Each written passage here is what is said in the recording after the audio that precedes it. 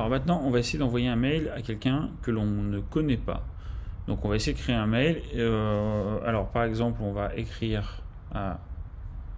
Donc il suffit ici de faire un nouveau message à... admettons... contact...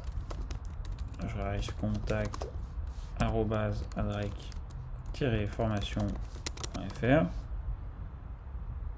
Et alors là, vous voyez, j'ai écrit un petit peu rapidement, mais c'était en fait pour vous montrer que ici, on voit bien que c'est en blanc, donc ça veut dire que c'est validé. Si par exemple je fais contact @jean, hop, vous voyez ici que si je me suis trompé, que j'ai pas mis une adresse qui est bonne, eh bien ça me le met en rouge. Donc ça veut dire que vous avez fait une erreur. Donc ici, on me propose de me l'ajouter à mes contacts ou pas, mais généralement ça vous ajoute automatiquement. Donc là, je vais me mettre en plus grand pour voir ce que j'écris. Ah, alors je peux le baisser ou je peux le mettre en plus grand.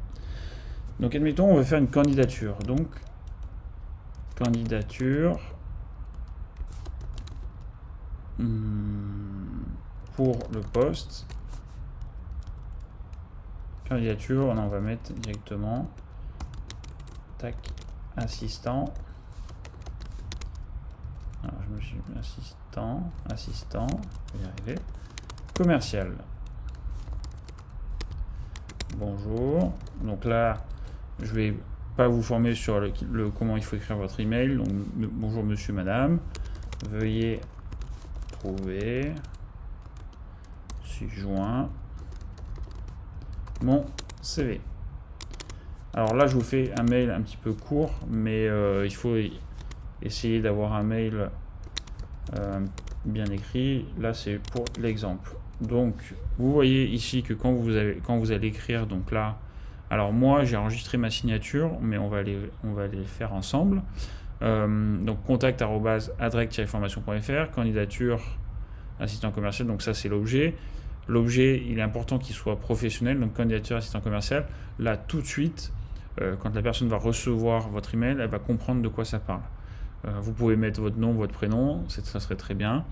Vous pouvez faire des mises en forme, par exemple, vous pouvez très bien vous amuser en mettant mon CV en gras, par exemple. Vous pouvez en fait vous amuser sur une mise en page un petit peu comme vous le souhaitez. Vous pouvez même, si vous le souhaitez, rajouter des petits émoticônes.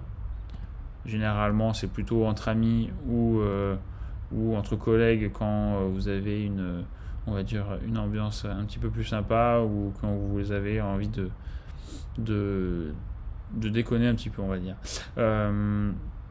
Donc ensuite, vous avez plus qu'à... Enfin, ici, vous pouvez insérer un email, insérer des fichiers Drive, insérer une image, activer ou désactiver le mode confidentiel, donc ça on le verra un petit peu plus tard, toute cette partie-là, où vous pouvez très facilement ajouter ici joindre. Donc là, moi j'ai préparé mon CV, je l'ai mis sur mon bureau, je le mets, hop, alors là c'est pas un CV, mais vous pouvez vérifier, choisir, et hop, vous voyez que mon CV est bien joint. Donc tout ça c'est bon, tout est vérifié. Vous pouvez ici faire un aperçu, autoriser. Bon là en l'occurrence c'est une image que j'ai mis à la place de mon CV, mais bon c'est la même chose, c'était pour l'exemple.